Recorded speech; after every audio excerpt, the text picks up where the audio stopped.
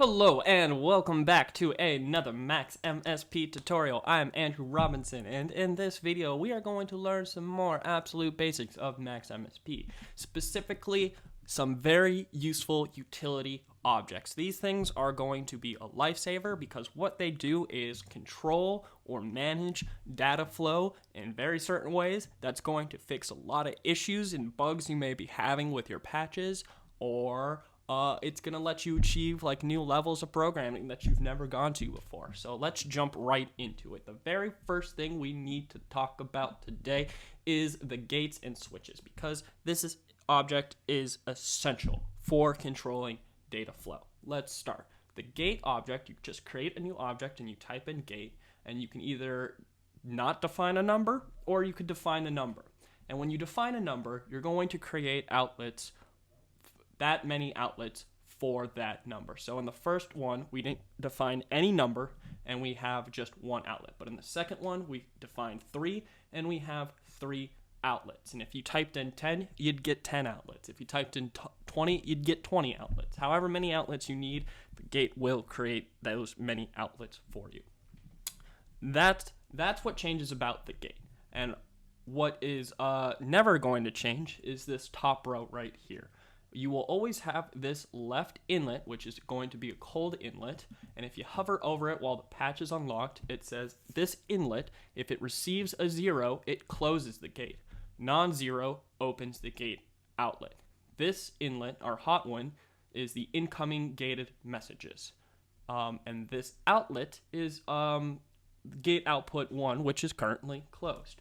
So what is all this saying? What does this mean? Basically, the gate, whatever is going into our gated messages inlet, which is the right hot inlet, is going to be passed out to an output of a specifically defined output number. So this is output 1 for this gate. This is what this is telling us, and it is currently closed. So no information is going to pass through this inlet to this outlet because this gate is closed. And we can see that's true because if I change this number down here is not updating. Now, if we click this toggle, we have just passed a 1 into this inlet, and it says non-zero opens gate outlet. So because we sent it a 1, the first outlet of this gate is now open, and it says currently open. So now when we lock our patch and change this number, we do see, in fact, the data is passing through to this outlet. Again, if I click it and close the gate, so now this toggle sent a 0, and this gate is closed because 0 closes all of the gates. Now nothing is passing through anymore. I can change this number all I want. It's not going to update down here. Gate with the 3 works the exact same way. It's just we have more outlets to work with now. So right now, 0 is being passed through to this gate, this inlet, which controls which output we're passing to. Because it's a 0, this gate, our first gate, is closed, our second output is closed, and our third output is closed. And if I change this number, nothing's happening. But if I change this to a 1 now, our first output is now open, and in fact it is updating. If I change this to a 2, our second output is now updating, and if I change this to a 3, our third output is now updating. And if I change this back to a 0, again, now none of them are updating because 0 closes all of them. And that's gate, and that is going to be valuable to you for so many different reasons, as I'm sure you can probably start to kind of piece together already, because we are controlling the data flow and which output it's going to, and very often we're going to need one stream of numbers to maybe go to several different outputs. Switch over here is the exact same as gate, it's just the opposite. Rather than creating multiple outputs, we're creating multiple inputs. So if you create a switch object with no numbers defined, you get by default 2 inlets to pass through to 1 output. And again, the left controls which input you're selecting. And if we highlight over our inlets, it tells us that 0 turns the switch off, non-zero selects input. This is input 1, which is currently closed. input 2, which is also currently closed. And if I change these, nothing. But if I change this to a 1, now that first inlet is passing through to the gate. If I change this to a 2, now the second inlet is passing through to a gate. Switch 5, same exact thing. You can define a number in here that will give you as many inlets as you need for that number, and all of them pass through depending on if they're open. So none of them were open, none of them were passing through. Now the first one is open, it's passing through, but these still aren't open. It's the exact same. If we turn it to 2, the second one will in fact pass through.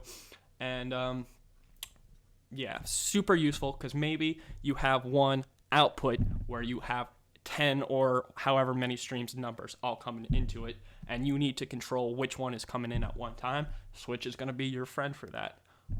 If this is still confusing, Max comes with these awesome objects called G-Gate and G-Switch, which are the exact same thing. It just shows you which outlet is the open one in the object. You see our right inlet is passing through into this outlet, and if we click it, because the G1 lets you click on it and change it, you can't do that with the regular switch and regular gate. You see now that that inlet would pass through into this one, and it's the same. The only difference between the G gate and the G switch is 0 is your first outlet. So 0 does not close them, it is your first one, which could be very confusing if you're new to this. So if this makes sense, I recommend going with gate and switch. But if you're still kind of confused on how this data passes to these outlets, these G-Gate and G-Switch objects are good to start learning with. But once you get this concept, I would abandon these. I would just go for the G-Gate, or the regular gate, and the regular switch. Just my piece of advice. And if that makes sense, we're going to move on to the next object, which is the line object. And what the line object does is create ramps for us, which could be very valuable for like smoothing data. And you're gonna need to smooth data, because sometimes some of these numbers that pass through Max from like a MIDI controller or like a accelerometer or whatever you're trying to use as your data input can be really jerky and like random almost. And so you're gonna need to use objects like line to smooth that data out. And line can be kind of confusing for beginners, even though it is a very useful tool at the same time. And the only thing that is kind of confusing about it is the formatting of it. So that's what we're going to break down. When you start to look at line, you're going to see this example a lot, where you have a message box with a number, then a comma, and then another number, and then like a huge number. And this is kind of the formatting for line. What you're doing with this message box is you're saying start at 0, and then comma indicates a separate message. This is not the best example to talk about that with, but sometimes you're going to need to send multiple messages to one object, and rather than writing like 5 message boxes with each message in it, you can do one message box and separate them with commas. So it kind of condenses how many objects and messages you need to use. Super useful.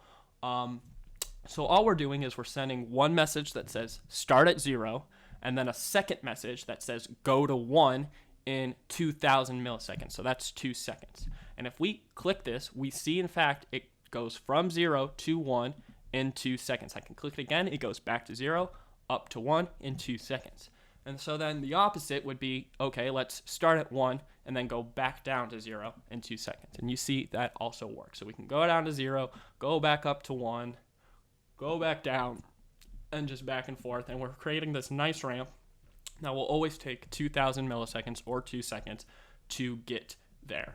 But this formatting is kind of confusing for newcomers, and you can see why, because of this whole message thing, and like you have to define your start and your endpoint and how long it's going to take to get there. And when you do it with these messages, you can use variables, as we like talked about in the previous video, but it can get kind of confusing really quickly. What is super easy to kind of wrap your head around, and generally the more useful case of using lines, is this example right here, where we're not formatting it exactly like we are with these message boxes. Instead, we're just creating a list to pass through, which is a number and then a time value. So it's like this message box, except it's just the back half of the message. If you take everything past the comma, this part right here, that's what we're sending through to the line object right now.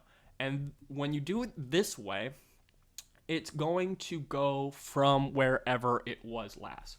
So right now it's at 0, and if we type in 1, it's going to similarly take 2 seconds to get up to 1. But then if we type in 10, it's going to go from 1 to 10 in 2 seconds. And then if we want, we could go back down to like 2, I don't know. And it'll take 2 seconds to get back down to 2. So that's super useful because it's going from wherever you left off last, and you get to define how long it takes to get there. So we've been doing 2,000 milliseconds. We could add in an integer box into this pack object and update this time value.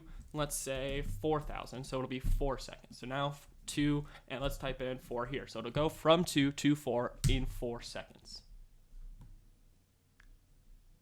And you see that, in fact, took twice as long to do. And what's cool about the line object that I also want to point out is this outlet right here signals end of ramp. It gives you a bang when you get to the end. That can be useful for a lot of different functions. It's just when you know you're at the end of the line. Cool. So that's kind of lines. Hopefully that makes sense. You can this is going to be just so useful for smoothing out data. Because that's what it does. It draws lines. Trigger is also a very useful object, and trigger is slightly different because we can abbreviate it by just the letter T. So if you want to create a trigger object, it's just T, trigger. T stands for trigger. And then you define in trigger basically all the other symbols we've been using for everything else. So when pack, when we talked about pack in the last video, we talked about using an F for float numbers or an I for integers. Trigger has a ton of other symbols as well. We have B for bang, you could do F for float, I for integers, you can do L for list, and you can do S for symbol, and you could also, as we're going to show in this example, just define messages directly in it.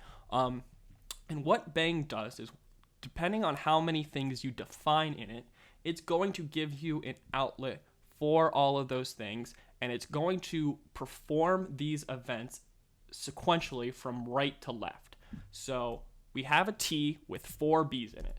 So that means we have 4 outlets that are going to send a bang.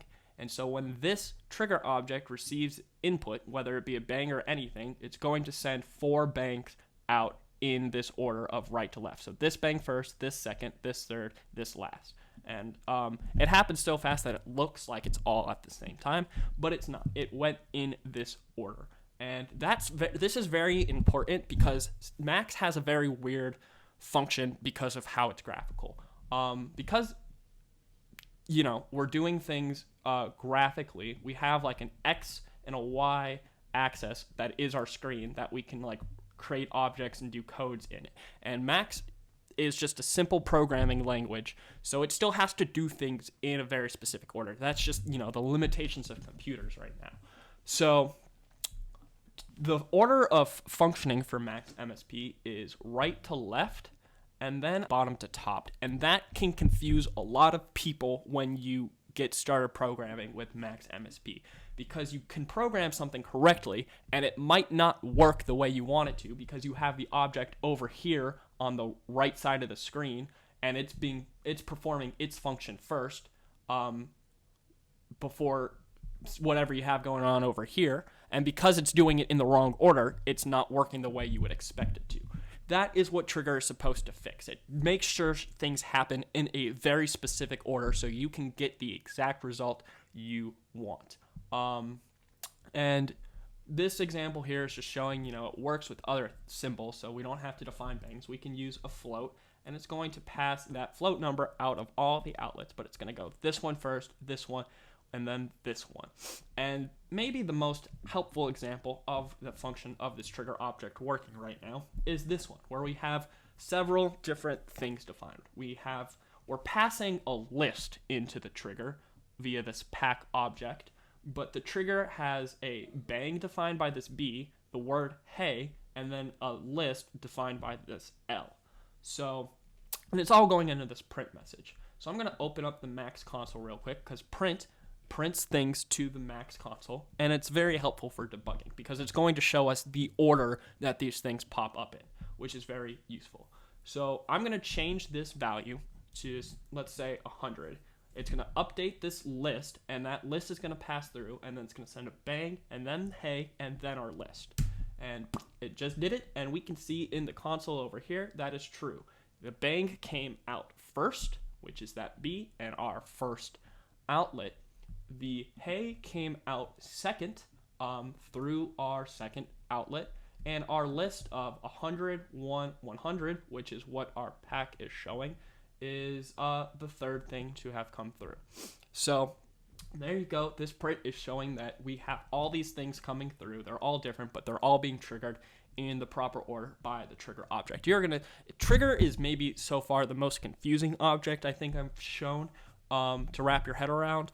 But once you get it, oh man, it's going to save you for so many different types of patches. Like, trigger is an essential object, like so helpful for literally this reason. Like, you can define anything in here and you're going to get it in a very specific order, so you can make sure that things are happening exactly as you need them to happen in the correct order. I can't tell you how many times things break because it happens in the wrong order, and trigger is going to fix that for you. And that's the beauty of trigger. When you're new to this and you're creating this trigger object for yourself, the fact that it works right to left can be very confusing because you're going to type objects and you're going to be like, okay, I need to pass an integer and a bang out, but I need the bang to happen first and the integer to happen second. So to do that, you would actually type the I first and the B second. So it does, when you're creating it, you have to type it in the reverse order that you need it to happen. But that creates the proper formatting for the bang to come out first and then your integer to come out second. Hopefully that makes sense, because that is definitely the trickiest part of setting this up, but that is how you establish the proper right to left order. Cool. Moving right along. Scale is another super useful Max MSP utility object because what it does is it takes one range of numbers and it scales it to another range of numbers. So we see our scale object. We have 4 numbers defined in it, and scale is going to need all of these 4 values by default. And the first 2 are input low and high. So what I said is scale takes one range of numbers and scales it to another range of numbers. So we have to define our low and our high range for our incoming value and our low and our high range for our output value. So the incoming value is what's going to go into the first inlet, the number to be scaled. And that's these first 2 values. So anything between 0 and 1 is going to get scaled out to this range between 500 and 2000. And we can see this work if I lock the patch and click over here, and this is a trick with float numbers. If you want to change the value in the hundredths or the tenths, you need to click on that appropriate spot in the float number box. And you see as I'm doing that and changing this value, we're still between 0 and 1, so our output number is between 500 and 2000. And as I slowly go up towards 1, we're going to get closer to 1000 until we finally reach that 1 value, and we see 1 outputs 2000. So that is a very easy way to help kind of get used to scale. Your input low, your 0, is going to be scaled to your output low. So 0 will equal 500. 1, your input high, will be scaled to your output high. 1 will equal 2000. And we see that that's true. And then everything in between will be somewhere in between based on the scaling formula that is working internally in this object. The cool thing, and also the confusing thing about scale, is you can go past your input range. So we went past 1, and now it's scaling out past 2000. So that can happen. And that, could either cause you a lot of bugs because maybe you don't want your incoming value to go past your output value range, or it could be really cool. Maybe you didn't intend for it to go past your input range, but it might, and like these values might not break what you're trying to do necessarily. It might be kind of fun to experiment with with that. It's definitely a case-by-case basis, but if you for sure don't want your scale object to scale out past your range, then you need ZMap, which is exactly the same thing as scale, except it's going to stop that from being an issue. So we're defining our input range and our output range. We're going to just copy a float number box over for our input and for our output, and we'll do the same thing. And as I'm changing it, you see, in fact, ZMap is scaling the same way all the way up until I hit 1, but now I'm going past 1 and its output is not outputting anymore. So it basically clips me off. Scale won't clip you off, ZMap will. And there you go, that's scale. And the beauty of scale is you can take any input range and scale it to any output range. So we have this object over here called a K-slider, which basically just shows you MIDI note values. If I pressed this note on a keyboard, this is the MIDI value associated with it, 36. If I pressed this note, this is the MIDI value associated with that note, 83. So what I'm doing is we have our scale, we have our input range of 0 to 1 again, but we're scaling it to be between 36 and 83, which is the low and high of our K slider. And then as I change this value, you see, in fact, it starts to be scaled to that range and goes slowly up the keyboard or down, depending on what the number is.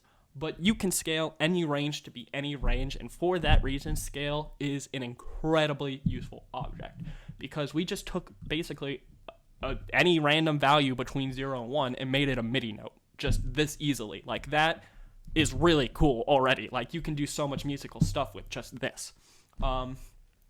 And that's pretty sweet. So scale, super useful also for a lot of different reasons. Saving the easiest for last is our operations, and that's things like, adding two numbers, subtracting, multiplying, dividing. How they function can be kind of tricky. So you get two inlets, and a hot and a cold.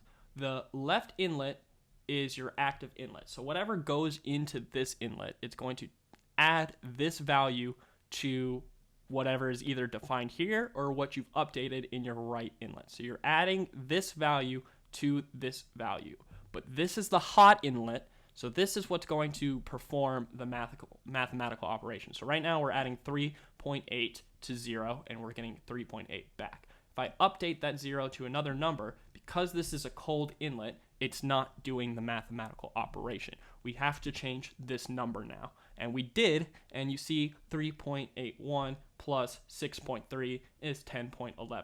But it only works when we change the hot active inlet data. So that can be kind of tricky.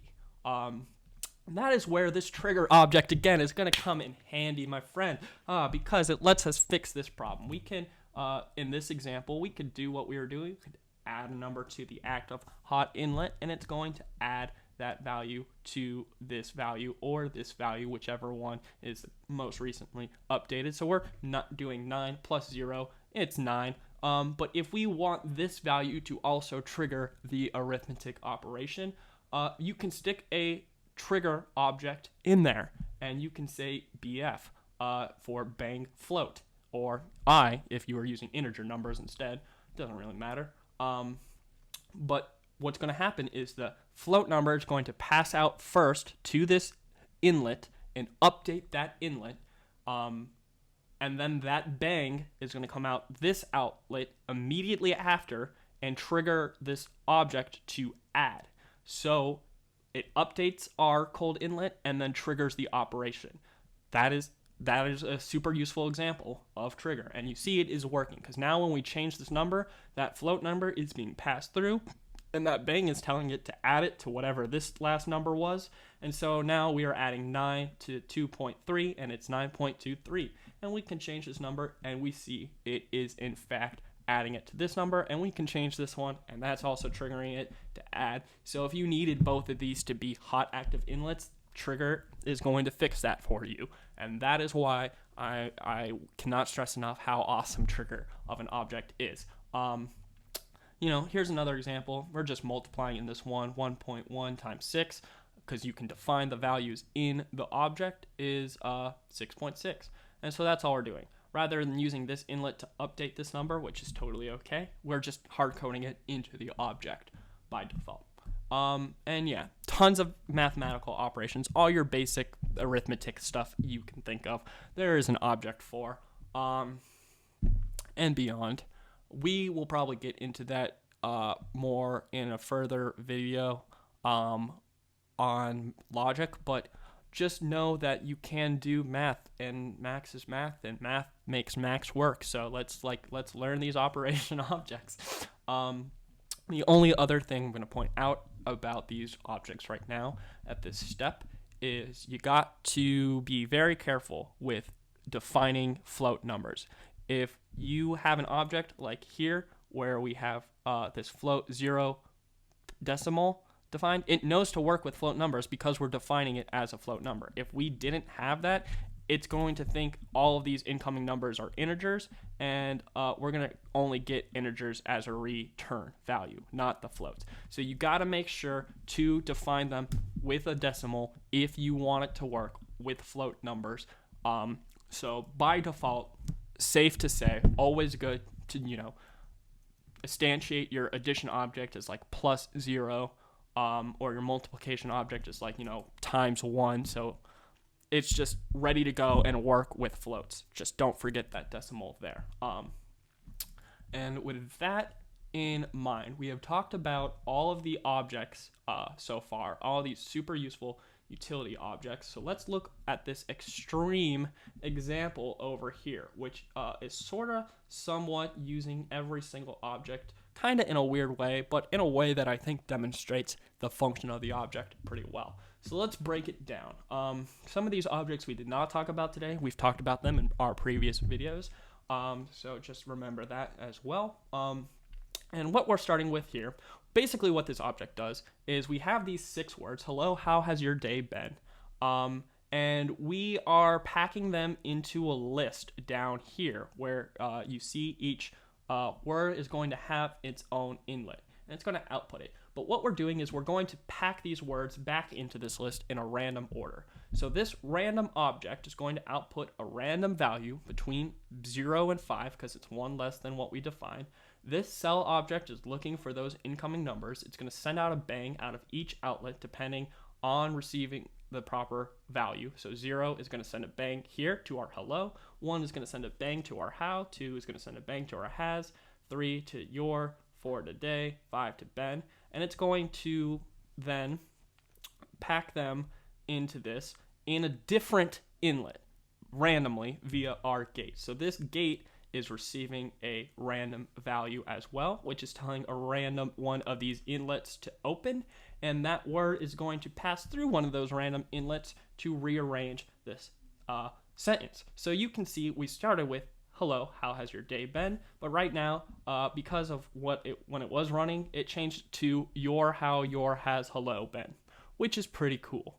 And it's all being controlled by this metro object, which is attached to a trigger bang bang, which has the first bang going to this random and the second one going to this random. And the reason for this is because we want this to happen in the correct order. It might not have otherwise, but with the trigger, we are specifying exactly what order we want it to happen in. So this first bang is going to open the correct gate for our word, and the second bang is going to select the correct word. It's not gonna go to the right place if our proper gate wasn't open. So that is the first part of this example.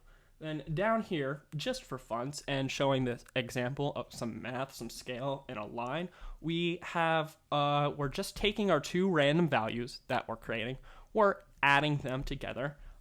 This is okay without the trigger because I want it to happen in this order.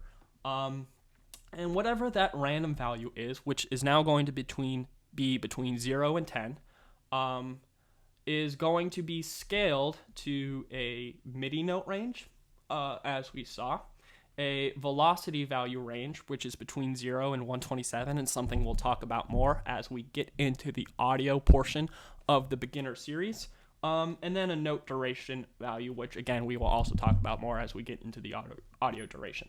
But then after we scale it, our scale is picking our pitch. These scales are going through a line object, which is, receiving the list of whatever the value is and 500. So it's going to take 500 milliseconds to get to whatever our new random value is for both our velocity and our duration of our note, which is going into the make note and note out object, which is how you make MIDI notes in Max MSP, and also something we'll talk about when we get into the audio section.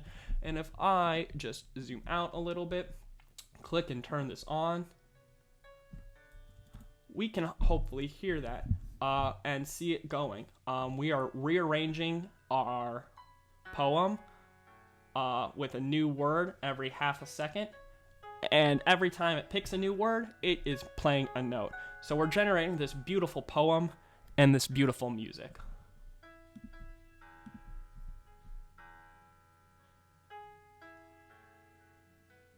Honestly, that is quite beautiful. I find this very pleasing. And it's nice that it's kind of asking how my day has been. Sometimes you need to be asked that question to very relaxing piano MIDI music like this. And I don't know, just for funsies, this message is always going to show our last list of our poem, whatever the last updated thing was. But print, since it prints to the console, will show everything. And we have our previous print messages still there, but we can click this to clear them out. And then we can click this toggle to open this gate so our list passes through our print to our print message. And now it's going to print every single line of our poem with every single update.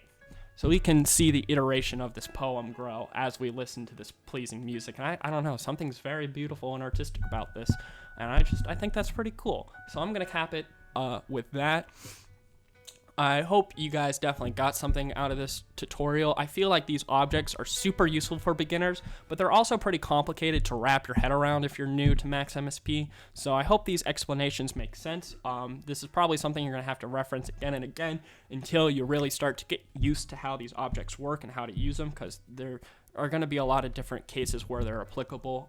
So you're going to have to do a lot of different things than kind of what I'm showing. But this is the basic for how to do it. So hopefully this will help you tackle those problems when you run into them. If anybody has any questions, happy to answer them in the comments down below. Please like and subscribe to this, my channel and this video if you found this helpful. It's how I know you found this helpful, and it makes me feel good, keeps me going every day. And I really appreciate that a lot. Also, thank you. Shout out to my Patreon subscribers. We are growing a community over there. We're doing a little bit extra learning, and I'm sharing some cool Max patches and art as I create it. So if you want to become a Patreon supporter, I'd really appreciate that as well. And regardless of what you do, hopefully I will see you guys in the next video. Peace out.